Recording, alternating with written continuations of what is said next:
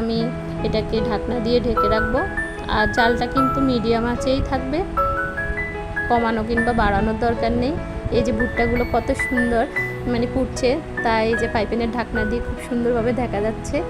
তো এটা খুব সুন্দর একটা মুহূর্ত, মানে রিমঝিম রিমঝিম বৃষ্টির মতো ফুটতে থাকে, অনেক সুন্দর লাগে জিনিসটা দেখতে। তো আমি এখন অপেক্ষা করব যতক্ষণ পর্যন্ত ভুট্টাগুলো ভালোভাবে মানে পপকর্ন তৈরি না হচ্ছে।